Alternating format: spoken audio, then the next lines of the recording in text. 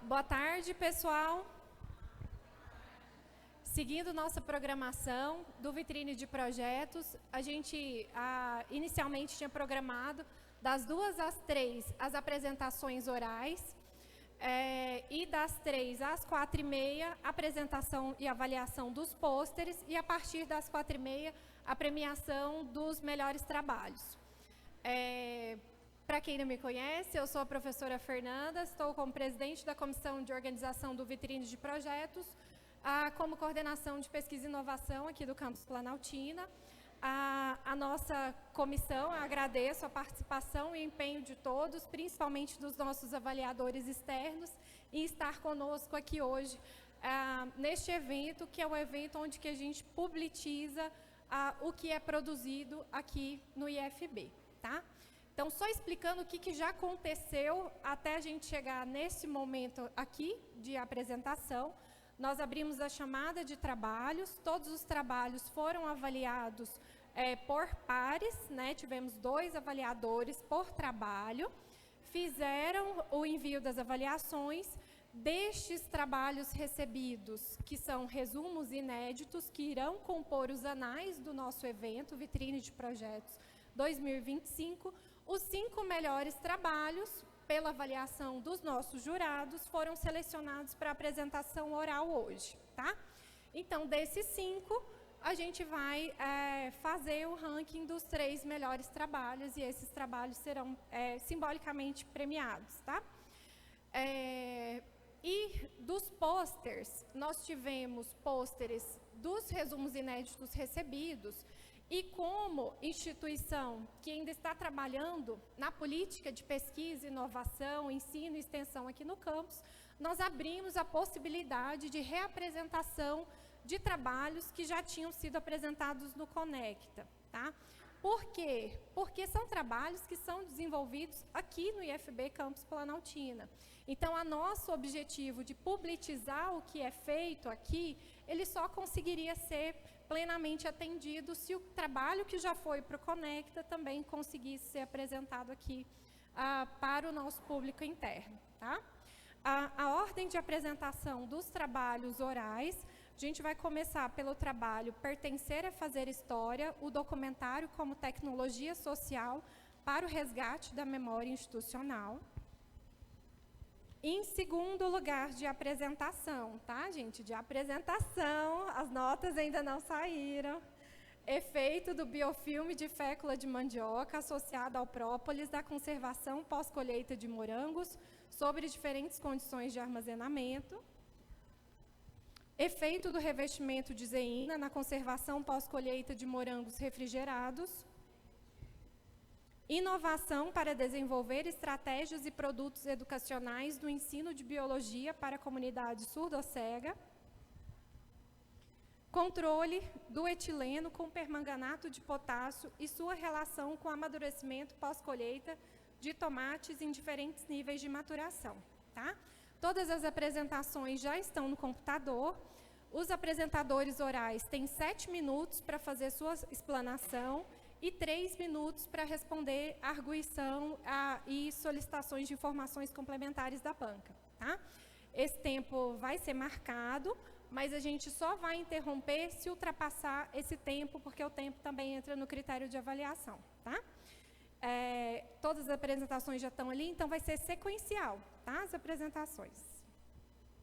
Então, vou chamar nossa primeira apresentadora, a Luana Lustosa de Brito Ponte.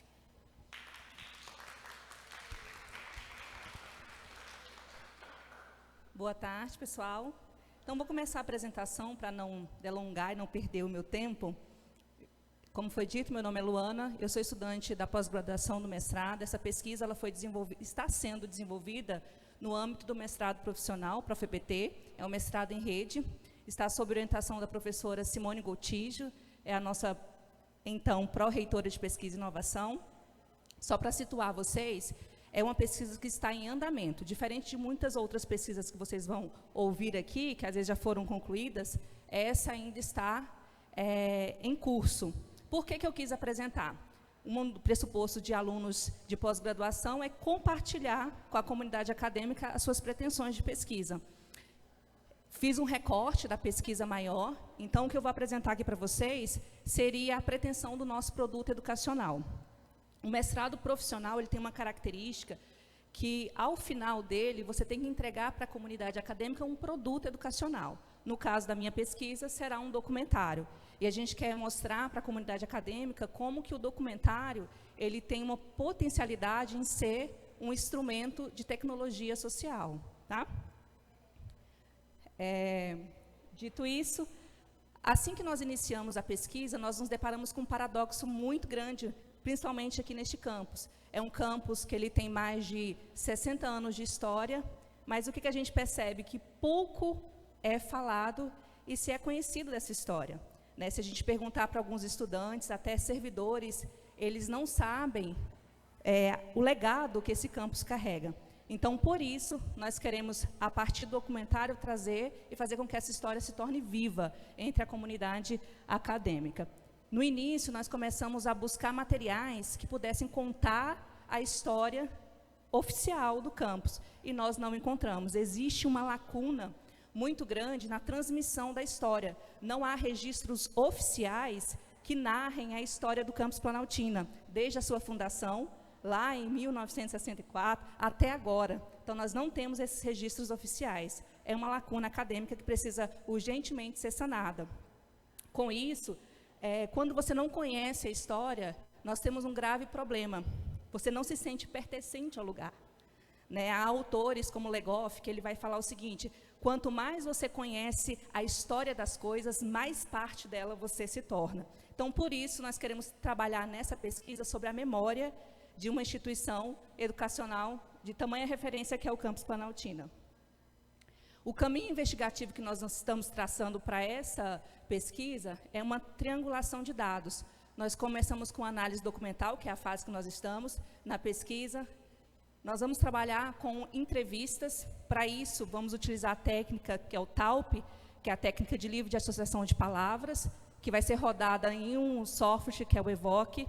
Vamos também fazer uma aplicação de um questionário, que é uma escala Likert de pertencimento, e também vamos trabalhar com entrevistas semi-estruturadas e com análise de conteúdo. Toda essa triangulação, ela vai ser referenciada pela teoria das representações sociais de Serge Moscovici. Como eu disse, o recorte desse trabalho para hoje é o produto educacional. Então, nós temos esse documentário como produto educacional. O conceito dele não é que ele seja mais um filme de marketing do campus, muito pelo contrário. A gente quer que esse documentário narre as experiências e as potencialidades das pessoas que viveram e construíram a história deste campus. A dinâmica vai ser um diálogo, né, entre os participantes, onde eles vão retratar, de fato, aquilo que trazem à memória. E o objetivo é transformar as memórias orais em algo que possa ser difundido posteriormente. Aqui eu gostaria de trazer para vocês um quadro de coerência do produto educacional. Então, na primeira coluna, vocês vão ver a primícia, que faz com que este documentário ele tenha uma potencialidade para se tornar um produto, uma tecnologia social. Porque ele vai buscar construir, a partir das narrativas de estudantes e egressos, a história que eles viveram, e eles vão contar, para que gere aproximação com a comunidade acadêmica e para que não seja diluído no meio do tempo. A pergunta mobilizadora de toda a pesquisa é como que a representação social, como eu disse no início, vai ser a lente de construção de toda a pesquisa, como que essa representação ela se dá no âmbito conceitual dos estudantes. Como que o estudante que já passou e como que o estudante que está atualmente cursando, ele representa o campus Planaltina. E a partir dessa representação, pode ou não influenciar o seu sentimento de pertencimento. O conceito-chave que nós estamos trabalhando no documentário é que não se pode pertencer àquilo que não se conhece. Então, os estudantes que estão iniciando a jornada aqui no campus, eles não vão se sentir pertencentes a este local se eles não conhecerem a história que carrega essa instituição. Uma história muitas vezes construída por lutas políticas, por uma dualidade estrutural e que, às vezes, não está sendo transmitida da melhor forma. Então, esse vai ser o conceito que nós vamos trabalhar. O objetivo geral do documentário é tornar a memória institucional do campus Planaltina compartilhável e acessível, e contribuir para o fortalecimento do sentimento de pertencimento. Nós sabemos, por exemplo, por um autor, Pierre Nora, que ele vai falar o seguinte: o sentimento de pertencimento não é algo que se constrói apenas por uma via, ele é multifatorial. Então, é as amizades que são construídas, é a história que carrega a instituição, mas, sobretudo, como que é o acolhimento desse estudante. Como o estudante é acolhido na instituição pode gerar esse sentimento de pertencimento. O tema geral será a identidade histórica institucional do campus, e o tom que a gente busca trazer com o documentário é um tom reflexivo, mas, sobretudo, crítico. A partir das narrativas dos estudantes, a criticidade que eles colocam de como eles enxergam a estrutura, a vivência, os profissionais que aqui atuam. E aí nós temos os personagens. Quem vai participar do documentário? Estudantes cursistas, quando eu falo cursistas, é aqueles que estão atualmente no campus, os estudantes egressos, e serão selecionados também professores e servidores que, de alguma forma, contribuíram e ainda contribuem com o legado do campus, e os gestores institucionais. Quem conseguiu, deixar a sua marca institucional na gestão aqui do campus. Nós vamos trabalhar com 3 eixos principais, que é a chegada, o legado e a vivência. E a gente pretende, com esse documentário, trazer uma aplicação pedagógica de acolhimento curricular e deixar o documentário como um acervo também. Os impactos que nós esperamos, eles atuam em 3 eixos, 3 estágios, que é o estágio do conhecer, do fortalecer e consolidando as vivências, tudo isso para depois formar um engajamento e a permanência e o êxito na instituição. Então, a memória institucional não é apenas o passado, mas ela é o futuro, ela é o presente. Então, quando você fala sobre memória, você só não está falando do passado, você está, sobretudo, falando do presente, porque é a memória institucional que constitui o presente que nós estamos hoje vivenciando. Então, esse é a proposta do produto educacional. Agradeço.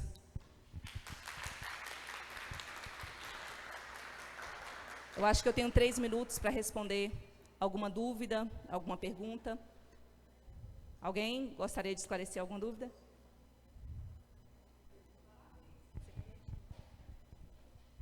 Parabéns, Luana, que trabalho maravilhoso.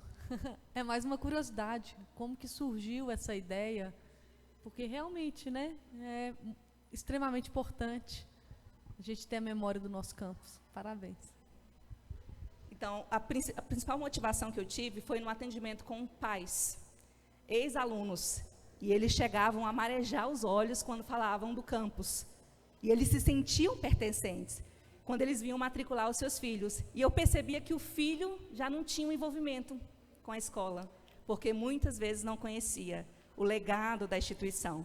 Em contrapartida, quando vinha um estudante e falava: meu pai estudou aqui, eu já vim aqui com meu pai, eu quero estudar aqui, aí eu percebia que havia um paradoxo. Aqueles que conheciam a história, mesmo sem estudar, já se sentiam participantes, pertencentes a esse lugar. E aqueles que não conheciam a história, era apenas mais uma instituição, o que a gente não quer. Porque o IFB não pode ser apenas mais uma instituição. Muito pelo contrário, é a instituição que transforma a vida dos estudantes. Mais alguma dúvida? Não? Então, pode passar aí para o outro. Cadê a Fernanda? Ou é vocês? Agradeço aí a oportunidade de compartilhar com vocês.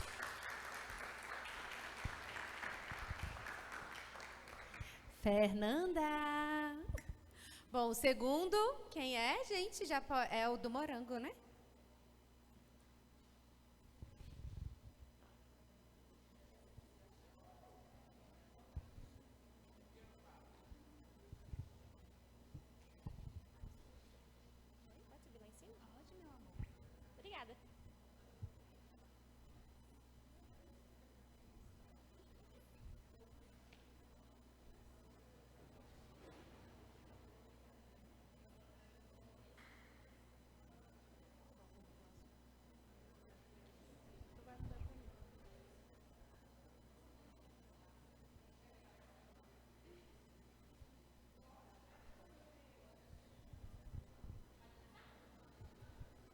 Boa tarde, tudo bem?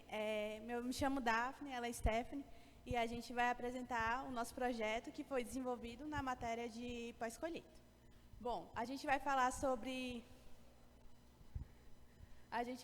o efeito do biofilme de fécula de mandioca com própolis na conservação da pós-colheita do morango sobre diferentes níveis de armazenamento. Bom, por que a gente escolheu o morango? Por ser uma fruta altamente comercial e altamente perecível, a gente viu que há níveis de perda no pós-colheita enormes. Aí a gente escolheu esse fruto. Nossa intenção foi avaliar o efeito do recobrimento da fécula no morango para buscar identificar se realmente é efetivo para aumentar a vida útil do morango. Bom, sobre os materiais e métodos. Nosso local de experimento foi aqui mesmo na agroindústria. Nós fez sobre o período do dia 15 ao dia 24 de outubro e fizemos 4 análises. As nossas amostras, a gente fez com 60 amostras de morango, a gente fez 6 tratamentos com 5 repetições e em cada repetição a gente fez com 2 morangos. A gente distribuiu em pratos e foram etiquetados, onde o nosso TA é o tratamento ambiente, o TR, o tratamento refrigerado, o TAB é o tratamento mais o biofilme, o TABP é o tratamento ambiente com biofilme e o própolis, o TRB é o tratamento refrigerado com biofilme, o TRBP é o tratamento refrigerado com biofilme e o própolis. Bom, sobre a preparação do biofilme, a gente fez vários testes para chegar na nossa consistência que a gente achou ideal. Bom, a gente usou, para nossa consistência ideal, a gente achou a seguinte formulação. 300 gramas de polvilho com 1,25 litros de água. A gente aqueceu por cerca de 6 minutos em fogo médio até atingir uma viscosidade tipo de suco de manga, bem espesso. Bom, a gente dividiu em frascos de 625 miligramas, onde a gente colocou 7 gotas de própolis, alcoólico e comercial. Pode passar.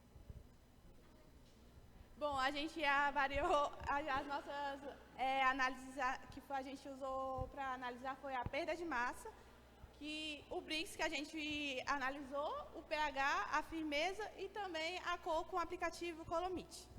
A gente realizou análises como estatística descritiva, teste de Tucker, análise ANOVA, modelo misto para peso, e a gente fez a curva de sobrevivência com o Kaplan Meia, que foi um aplicativo que a IA sugeriu para a gente usar. Oi, gente, vou dar continuidade aqui falando sobre os resultados. Inicialmente falando sobre a perda de massa. A gente analisou que todos os frutos perderam massa ao decorrer dos 4 dias. E assim, a gente analisou também que os tratamentos com a refrigeração junto ao biofilme teve uma perda de massa muito menor do que comparado aos outros, então isso é um ponto positivo, porque os biofilmes eles serviram como se fosse uma barreira protetora.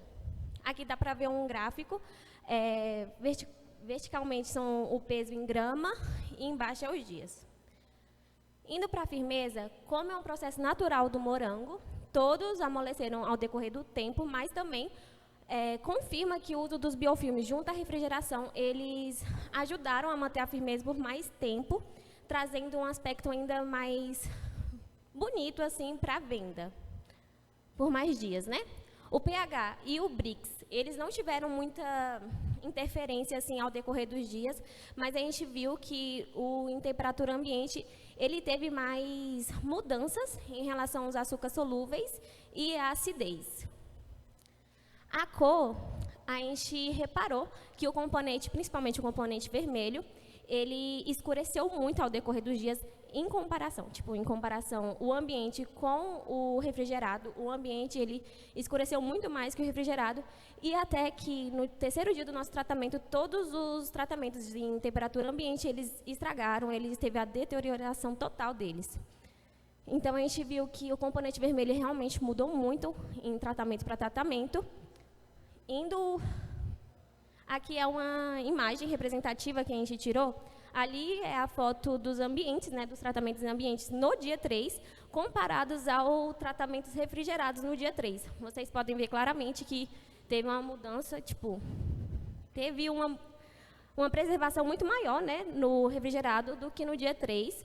E no dia 3, no ambiente, apresentou fungos, falta de firmeza, o escurecimento do componente vermelho.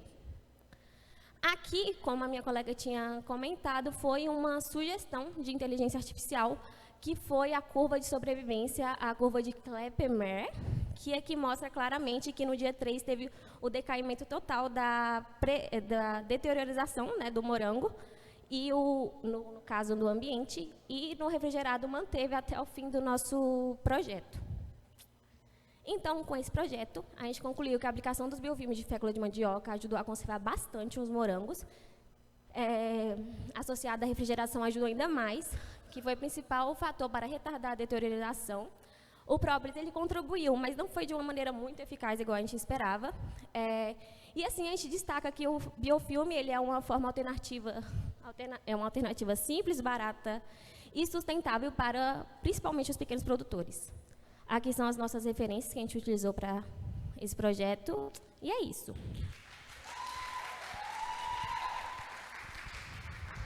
Alguém tem alguma pergunta?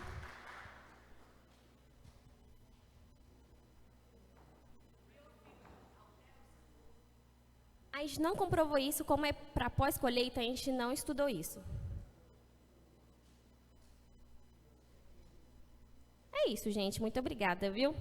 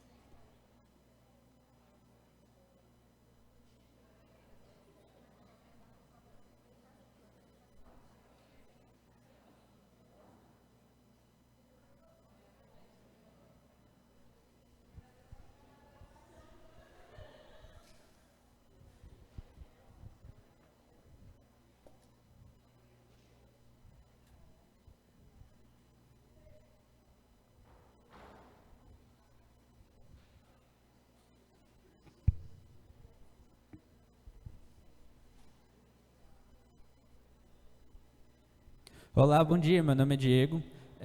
Esse trabalho eu fiz com a professora Heloísa, ela me orientando, junto com o meu grupo, que infelizmente eles não puderam comparecer aqui hoje. O meu trabalho é o efeito de revestimento na zeína, na conservação do morango pós-colheita. Dando uma pequena introdução, né, a gente sabe muito bem que o morango ele é uma cultura, né, um fruto que é muito bem avaliado e muito produzido no Brasil, devido ao seu alto valor agregado, além do seu sabor, que todo mundo tem a vontade de querer comer, no caso, né? Além de ele ter um valor nutricional alto de vitamina C e antocianina. A nossa escolha da zeína foi uma indicação da professora Heloísa.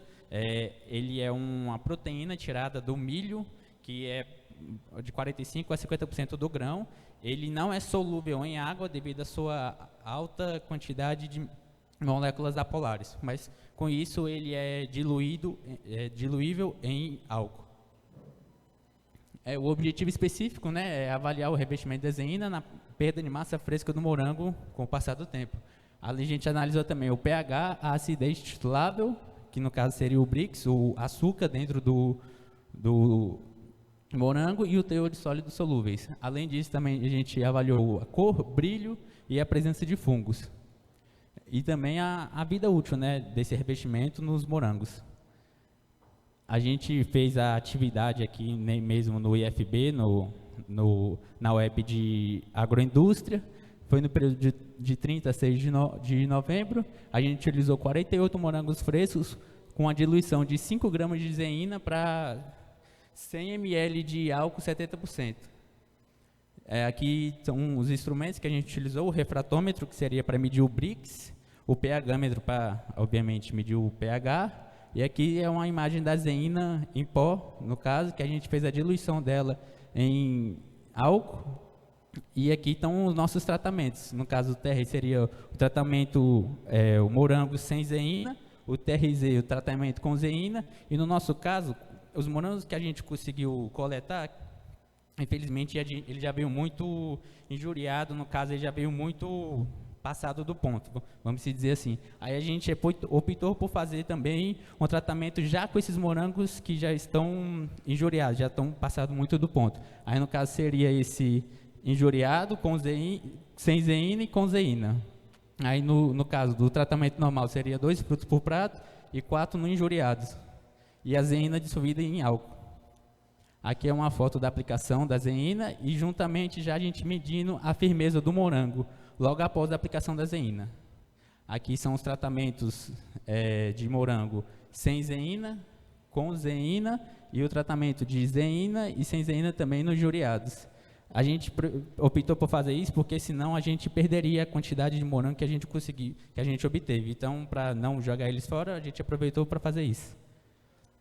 A gente fez um monitoramento diário, num intervalo de 3 dias, devido, como a gente começou o experimento na quinta-feira, a gente não conseguiu fazer a avaliação sábado e domingo, e segunda-feira. Aí a gente avaliou a perda de peso, colorimetria, o pH e o Brix. Aí a gente teve como resultado a diferença relativamente grande da perca de peso de 27%, sem a zeína em relação à zeína, que perdeu só 3%.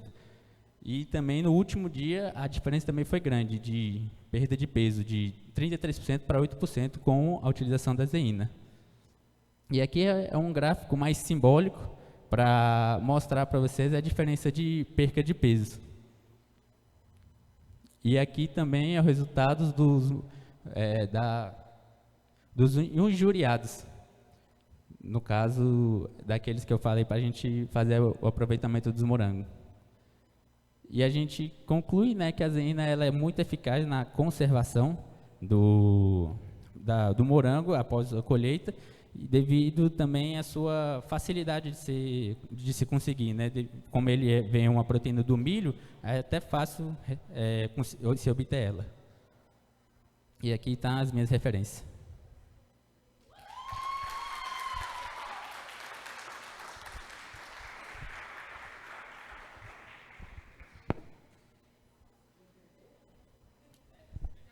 Tem pergunta?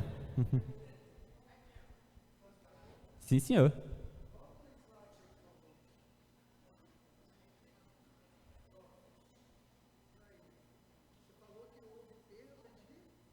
De massa. Perda de massa, perda de peso.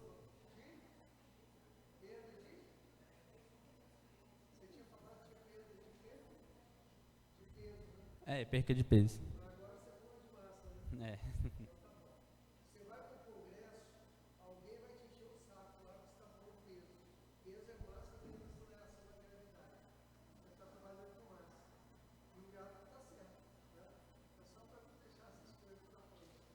Beleza.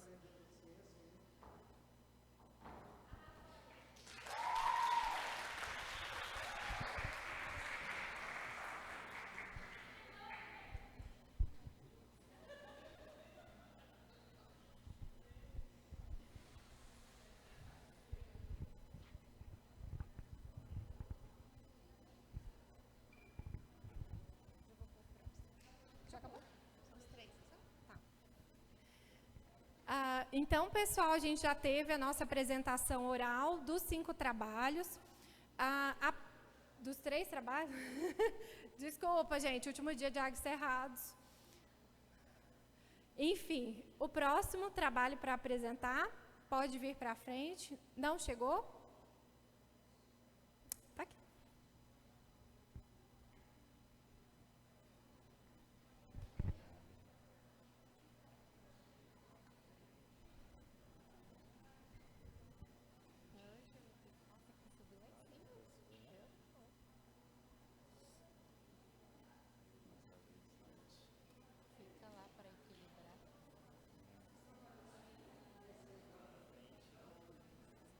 subir lá.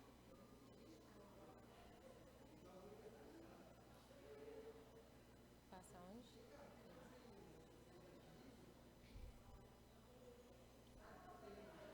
Pode começar.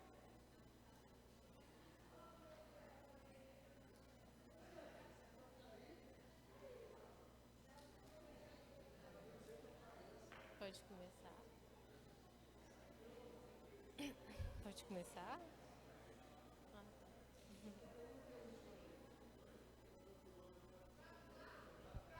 tá.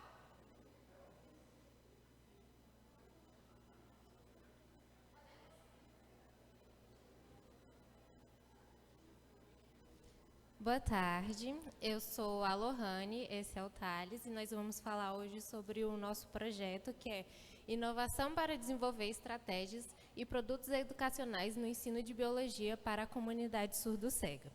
O nosso orientador é o orientador Dr. Agrinaldo, e vou ressaltar que esse trabalho ele ainda se encontra em desenvolvimento. Então, o que é a surdo-cegueira? A surdo-cegueira é uma condição em que uma pessoa ela tem a perda tanto da visão quanto da audição. Pode ser por fator congênito, ou seja, ela já nasce assim, ou fator que aconteça ao longo da vida, tanto que ela pode perder primeiro a audição e posteriormente a visão. E com isso, essas pessoas elas enfrentam diversas dificuldades, tanto na comunicação, acessibilidade em diversos setores. E trazendo para o cenário brasileiro educacional, é aí que eles se encontram uma dificuldade maior, porque hoje em dia ainda não há profissionais capacitados dentro da escola para receber esse público, não há materiais para ajudar no ensino desse público e também não há acessibilidade estrutural. E, com isso, mostra que a carência disso tudo cria um entrave muito grande para a educação dessa comunidade surdo-cega. E, pensando nisso, o nosso objetivo foi pesquisar a fundo com essas pessoas o que poderíamos utilizar para desenvolver materiais dentro da biologia para que atenda o ensino deles. A nossa metodologia ela foi baseada de uma maneira qualitativa, onde foi feita entrevistas com 2 alunos surdo-cegos, para a gente ter uma confidencialidade desses materiais. E, através disso, esses dados foram submetidos à análise de Kiperdorf e Bardin, que ajudaram na compreensão e análise dos conteúdos.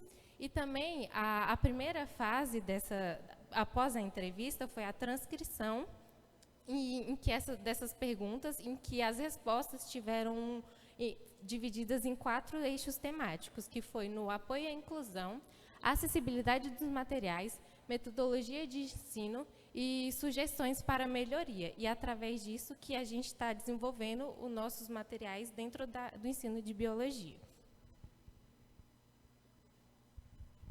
Boa tarde. Aqui são os resultados de discussão. A primeira parte, apoio à inclusão. Dessas 15 perguntas, tinha algumas que era para identificar o nível de escolaridade desses 2 estudantes, dessas 2 pessoas surdo-cegas, também para entender as suas dificuldades, para que a gente pudesse construir os materiais. No primeiro tópico, sobre apoio à inclusão. Na esquerda é o primeiro participante, na direita é o segundo participante. Sempre tive apoio, o intérprete estava em sala de aula e eu tinha materiais como apostilas e modelos tridimensionais, o que me ajudava bastante a compreender os conteúdos. Na segunda resposta, a gente já vê o contraste disso, da pessoa falando que não tinha intérprete nem materiais adaptados e que dependia dos colegas para obter ajuda. Então, a partir disso, nós percebemos a necessidade dos intérpretes, que por lei é obrigatório, só que na realidade isso não acontece, e a gente percebe isso por conta da disparidade social, porque a primeira entrevistada morava em uma área nobre, no Distrito Federal, então na escola pública que ele estudou tinha intérprete, e na segunda já não tinha. Agora, baseado na acessibilidade dos materiais, que o participante 1 ressaltou que, embora os materiais fossem adaptados em termos de visualização e acessibilidade, ele ainda sugeriu que as imagens precisassem de mais contraste. As pessoas surdo-cegas, elas ainda conseguem enxergar minimamente, a grande maioria ainda retém 5% da sua visão, então eles conseguem enxergar borrões. E se tiver um alto contraste, ela vai conseguir enxergar melhor. Em 2023, o Ministério da Educação publicou um documento sobre a produção de materiais didáticos para pessoas com deficiência visual, e esse é um dos tópicos que é levantado, a necessidade de contraste das imagens. E o segundo participante disse que não teve acesso aos materiais, o que dificultou a compreensão. Então, o segundo participante foi ainda mais prejudicado, né, porque o primeiro, pelo menos, ainda teve acesso. Aqui, nessa parte, foi analisando a metodologia de ensino. O primeiro disse que gostava das aulas de ciências, principalmente por usar muitos materiais e imagens, porque a biologia ela tem um alto grau de abstração. Lilian Bassic, a escritora de livros de biologia didáticos, ela diz isso, que como a biologia tem um maior grau de abstração, é necessário mais imagens. E essas imagens também precisam ser adaptadas para as pessoas surdo-cegas. E a segunda pessoa relata que é muito difícil e a professora usava muito o quadro. Então, quando a professora ficava de costa, não dava nem para fazer leitura labial, porque quando ela era mais nova, ela ainda conseguia enxergar. Só que com o passar do tempo, a porcentagem de visão vai diminuindo. E sugestões para melhoria no ensino. Ambos os participantes sugeriram melhorias significativas nas adaptações dos materiais, principalmente relacionado a usar os outros sentidos do corpo, porque no meio da entrevista, como era uma entrevista semi-estruturada, teve espaço para fazer outras perguntas e muitas vezes foi relatado que os outros sentidos deles funcionavam muito bem, como olfato, tato, só que nas aulas eles não tinham a utilização desses outros métodos. E aí, como resultado, esse trabalho ele é do Progrupos, então já tem 2 anos que estamos nessa pesquisa e agora nós estamos na parte da aplicação dos recursos que nós desenvolvemos. Então, a gente fez os recursos focando nos outros tatos e seguindo as recomendações que eles fizeram e também dos documentos normativos. Nesse trabalho é muito difícil encontrar autores falando sobre surdo-cegueira. O que a gente encontrou foi o Garcia, que ele escreve alguns livros sobre isso, ele é até de Brasília também. A gente também obteve conteúdos na comunidade surdo-cega de Brasília. É importante falar que tem uma comunidade disso em Brasília e eles desenvolvem várias atividades sobre isso. Eles vieram até no Instituto Federal recentemente como uma forma de difundir esse conhecimento para mais pessoas conhecerem e entenderem que há essa dificuldade. Então, em síntese, ter mais práticas relacionadas a isso, ter maior difusão de conhecimento nessa área de conhecimento, para pessoas com essa deficiência. E aqui os agradecimentos, agradecer ao edital e as referências.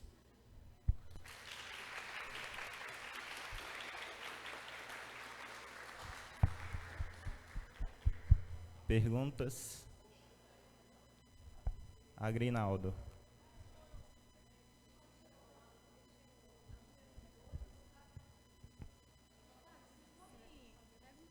Tá, obrigada. Tá.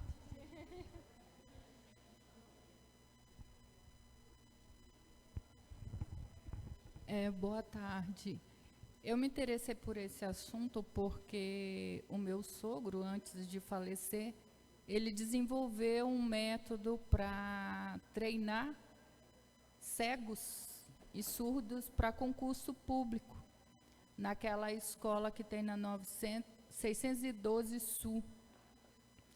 E ele utilizava muito o tato, né, e o método que ele desenvolveu para ensinar estatística e matemática está lá, né? A gente usou, eu ajudei muito ele a recortar aquelas cartelinhas de isopor, né, para a gente ensinar os meninos estatística e matemática para concurso público.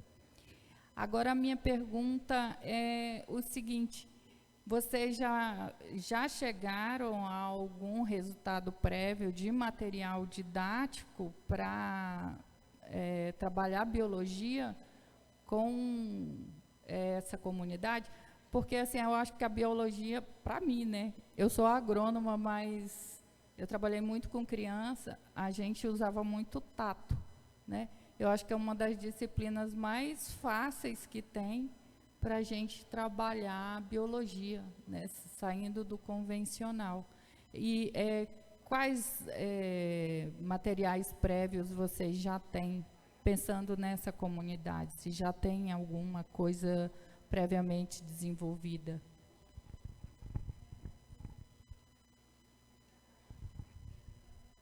Bom, de início foram desenvolvidos 4 planos de aulas com foco no ensino da sintologia. E, para quem não sabe, sintologia é totalmente abstrato. Então, a gente utilizou o tátil, a gente utilizou o ovo para explicar sobre as células, o núcleo. Para falar sobre a célula vegetal, a gente utilizou os próprios vegetais, porque nada melhor do que utilizar recursos que realmente são verdadeiros diante daquilo. E para explicar as outras coisas, a gente foi adaptando materiais. Tipo, para falar sobre a membrana plasmática, foi proposto utilizar fio de nylon, arroz e sal, para mostrar a seletividade do que passa e o que não passa. Mas esses planos, eles estão prontos, só que aí a gente precisa da validação desses estudantes para colocar em prática, né? Aí, então, eles já estão prontos. Na visita que eles fizeram aqui no campus, foi até 2 semanas atrás, né, se eu não me engano, eles conheceram o LARE, que é onde a gente está trabalhando, que é o Laboratório de Realidade Integrada. E lá, primeiramente, eles fizeram o reconhecimento do local, para dizer se o local estava acessível ou não. Mas nesse dia não teve como fazer essa validação dos planos, mas eles já estão prontos, só esperando a validação deles para serem colocados em prática.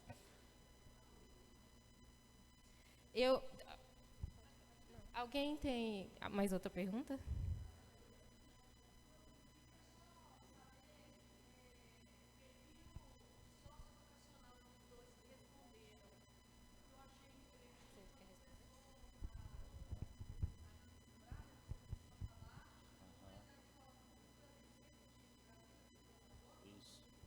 Os dois são do Distrito Federal.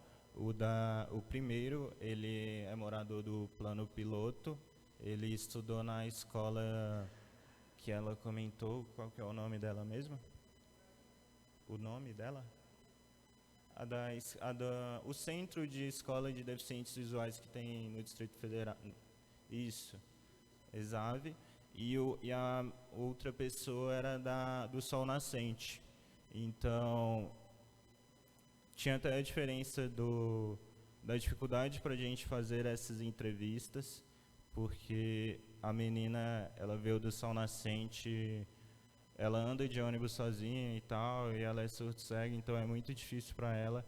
E a gente vê essa disparidade de oportunidades, né?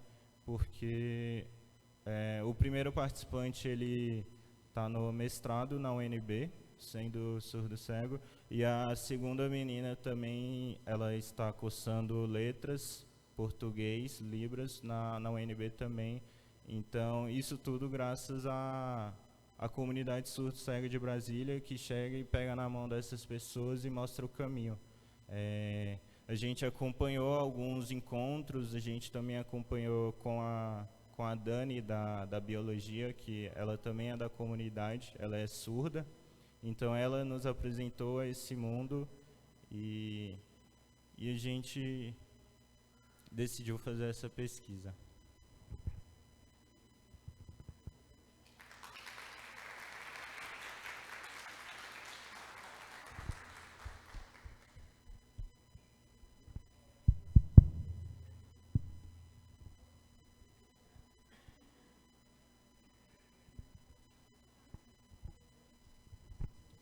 Os próximos.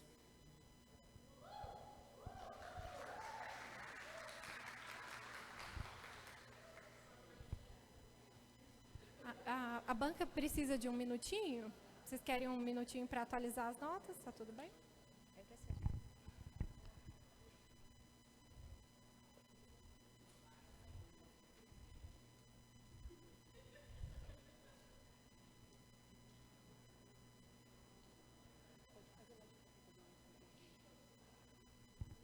Boa tarde, gente. Eu me chamo Jéssica Alves Lima.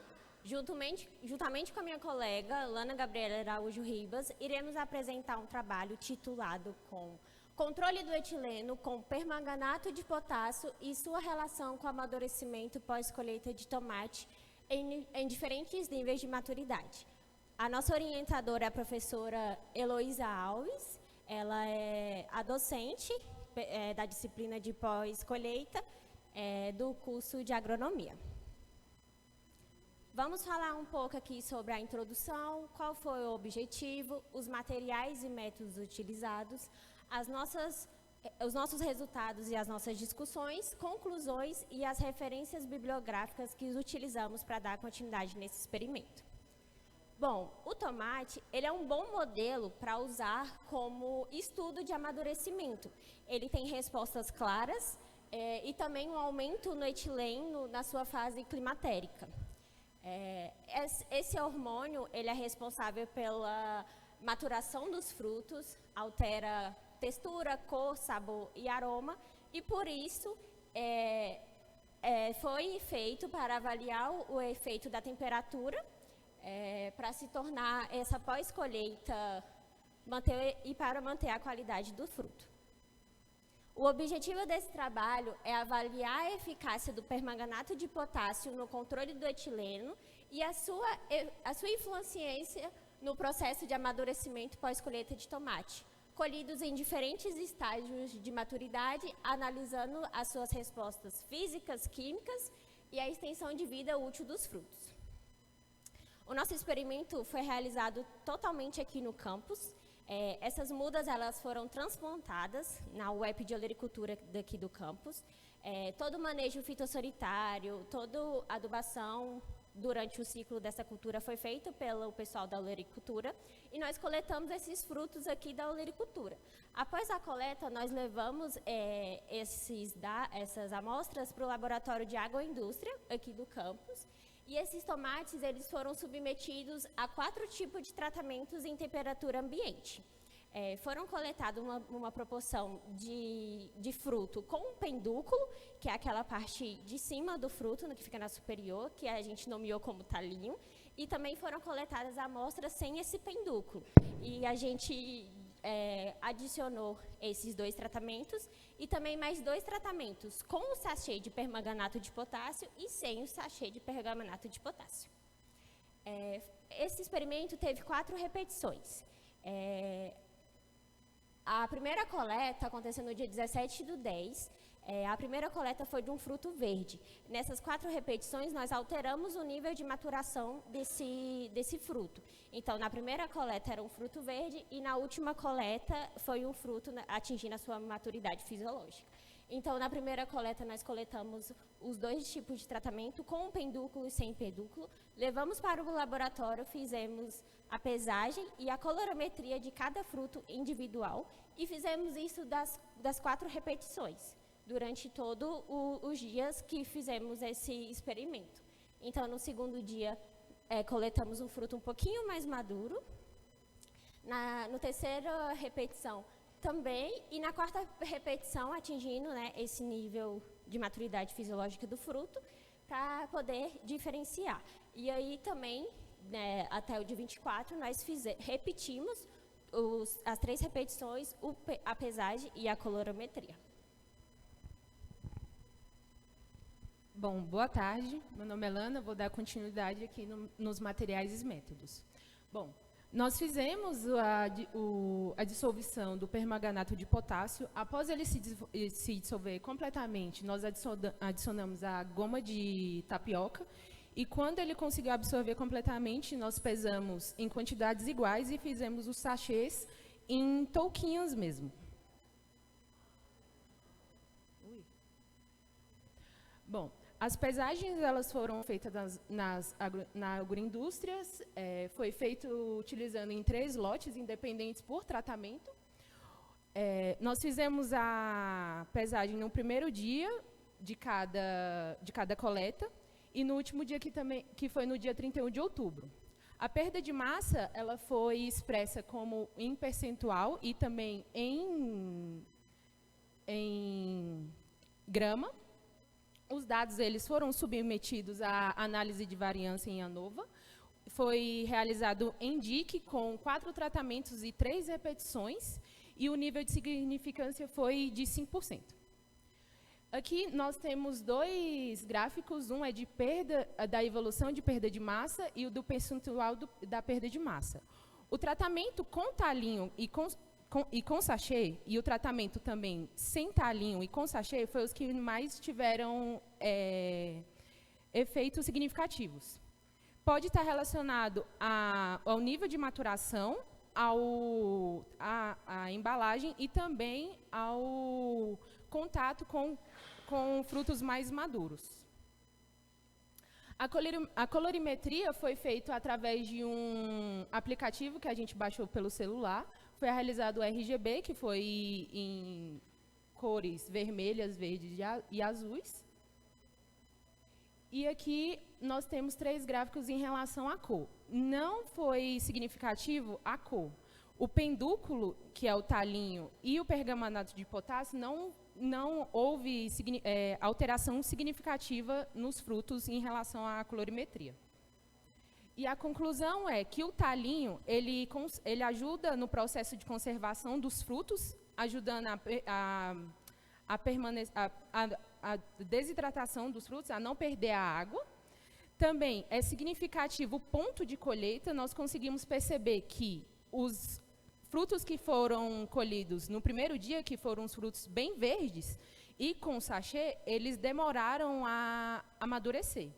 E também a gente conseguiu perceber que os frutos colhidos no último dia, que foram os frutos mais maduros, quando a gente acrescentou o permanganato de potássio com o sachê, ele, ao invés de prender o etileno e retardar o processo de amadurecimento, ele acelera. Então, a conclusão é que o ponto de colheita é um fator importante, e também colocar o permanganato de potássio com sachê nesses frutos vai retardar o processo de amadurecimento. Aqui estão nossas referências, e obrigada.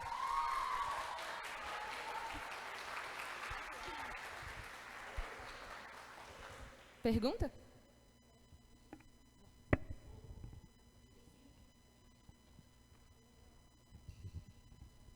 Obrigada por vocês terem descido. Boa tarde, Jéssica e Lana. Parabéns pela apresentação. O título do trabalho de vocês é Controle do etileno de pergamanato de potássio e sua relação com amadurecimento pós-colheita de tomates. Por que você falou ali no final que ele não deixou o tomate perder o etileno? Calma. Tudo bem, nós vamos corrigir isso aí. E me explica um pouco aqui, por que controlar a produção de etileno no tomate? E por que com o talinho e sem o talinho?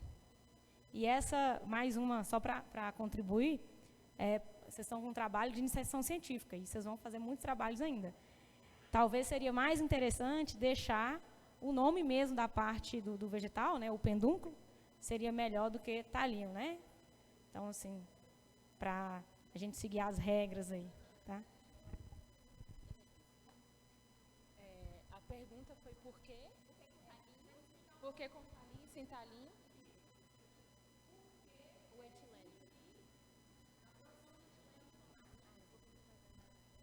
Então, quando a gente escolheu esse projeto, nós usamos o permanganato de potássio porque a gente viu em algumas pesquisas que ele retarda o processo de amadurecimento e ele sequestra o etileno. Então, ele vai, tipo, reduzir o processo de amadurecimento. Vai deixar esse processo mais longo, né? E a outra pergunta foi o quê? O talinho, de forma, ele já... E, na verdade, o com talinho e sem talinho, quando a gente foi coletar no primeiro dia, a gente foi pegando os frutos e, na verdade, veio alguns com talinhos e outros sem talinho. E aí, na verdade, isso, aí a gente aproveitou e colocou isso em diferentes tratamentos. A gente optou por aproveitar e fizemos esses 2 tratamentos. E o talinho, de forma natural, ele já... Ele ajuda a não perder água, a não desidratar. Então, ele conserva mais também. É isso. Respondemos?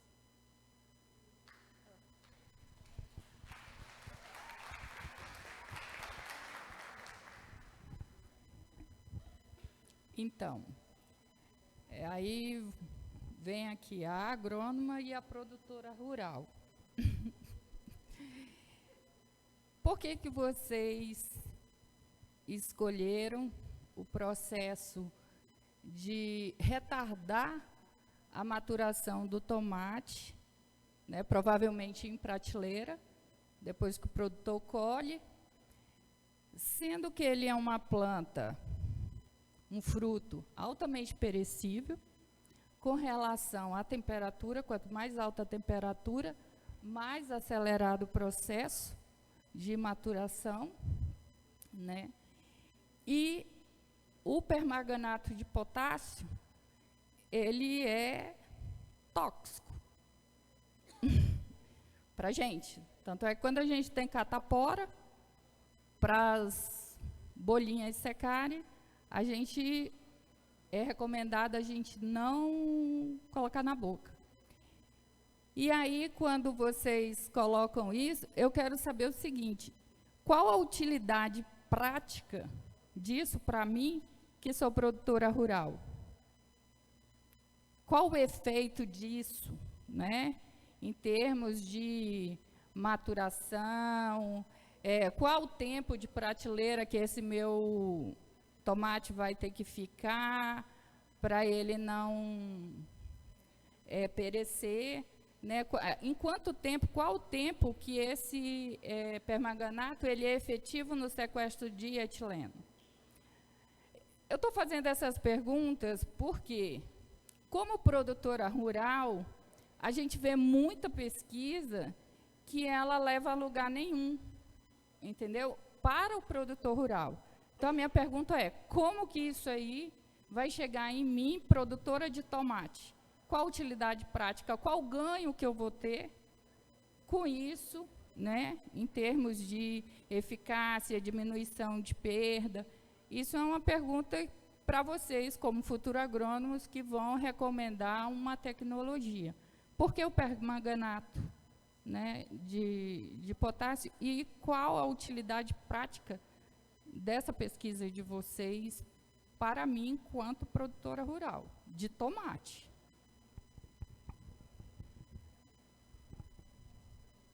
Bom, esse trabalho, ele teve intuito na disciplina de pós-colheita. Então, a gente tinha que arranjar uma substância que ajudasse nesse processo de pós-colheita. Então, o permanganato de potássio, que ele reduz a produção de etileno, seria uma forma de conseguir que esses frutos tivessem uma vida na prateleira, uma vida maior do que perder no campo, por exemplo. Claro que o produtor rural não vai deixar um fruto no campo para perder, mas seria uma forma de poder dar uma vida um pouco mais útil, longa, para o fruto. E o permanganato de potássio, ele ele ajuda esse retardamento do amadurecimento, e foi isso. Eu acho que ficou meio, não se sentiu tão respondido. Não vai fazer nada. Mas tudo bem. Não estou entendendo. Deixa, acabou. Só em relação aos trabalhos, primeiro, parabéns pela apresentação aí de todos que estavam envolvidos aí na avaliação. Só em relação aos trabalhos quantitativos, né, e a parte estatística que todos apresentaram, esqueceram de trazer os dados estatísticos chaves, por exemplo. A questão, se vocês trabalharam com uma regressão, tem que estar presente o R para a gente saber, né, o R quadrado, para a gente saber qual que é a confiabilidade daquela regressão presente. E os que estão fazendo comparações estatísticas, seja por teste de Tuck, de Scott-Knott, de SNK, esses valores e essas diferenças estatísticas têm que estar presentes para a gente conseguir balizar também o quanto que os tratamentos foram diferentes em relação ao percentual, né? E para entender também, até mesmo com coeficiente de variação, o quanto que a confiabilidade do experimento e dessa diferença também vai ser referente em repetições experimentais futuras. É só uma colocação para vocês, para nos próximos lembrarem da estatística e não deixar ela de lado dentro do processo de apresentação, tá?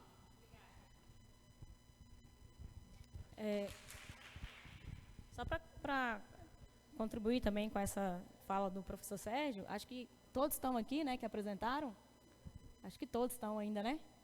Então, essa apresentação mais detalhada dos materiais e métodos é extremamente importante e é caráter avaliativo, assim, de aprovação ou reprovação de um trabalho para ser publicado, para ser aprovado, no TCC e tudo mais.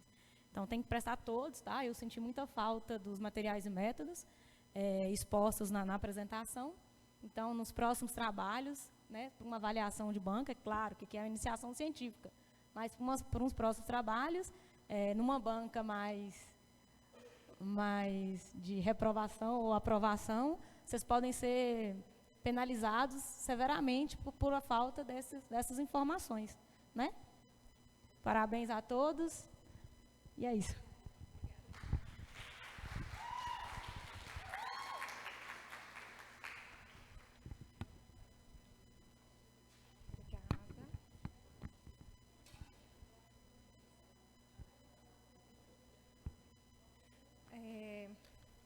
Agradecemos, como comissão de organização, a participação dos grupos que apresentaram os trabalhos. A gente vai passar para a segunda etapa do Vitrine de Projetos, que vai ser a avaliação dos pôsteres, tá? Então, eu peço que cada apresentador do pôster permaneça ao lado do seu banner e algumas informações. O banner, o porta-banner, cabe 2 pôsteres, mas teve gente que ainda não chegou.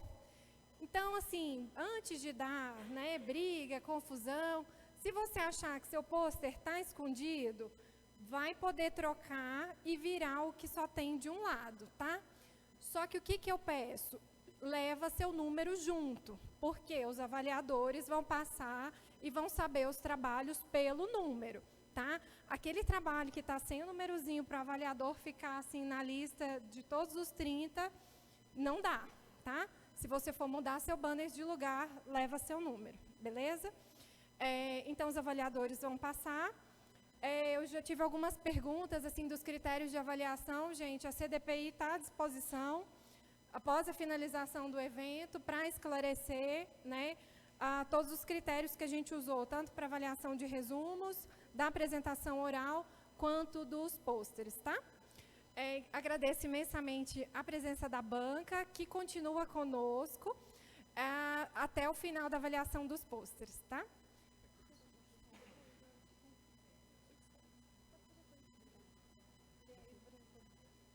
Não, a Larissa e o...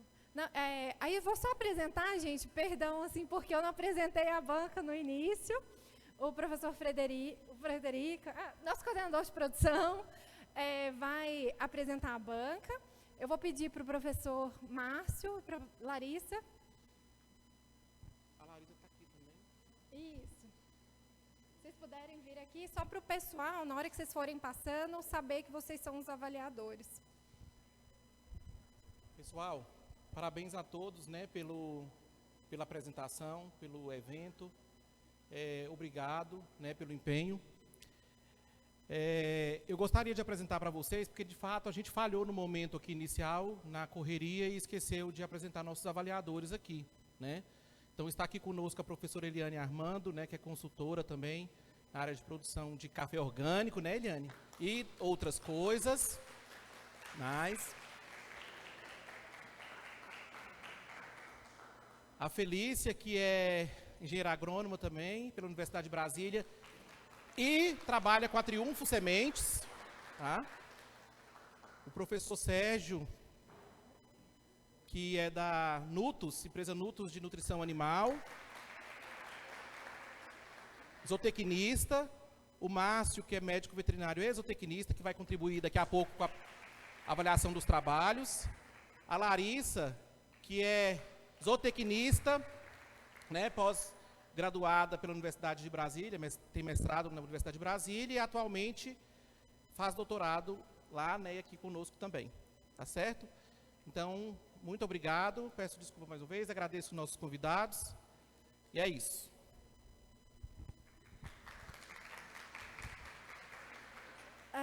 Só avisando lá no final, tem um cafezinho na nossa antessala, café, queijinho, aquele leite maltado maravilhoso aqui do campus, nosso iogurte também. Então, entre uma avaliação e outra, fiquem à vontade para tomar o lanche. Alunos que estão aqui, que não vão apresentar, aproveitem essa oportunidade para dialogar com os colegas, passar nos banners, pedir explicação para os colegas, porque esse evento é para isso também, tá? Mais do que uma avaliação, ele é uma interação, um diálogo entre alunos, colaboradores, professores, técnicos, então esse evento é para todos, tá bom? Obrigada.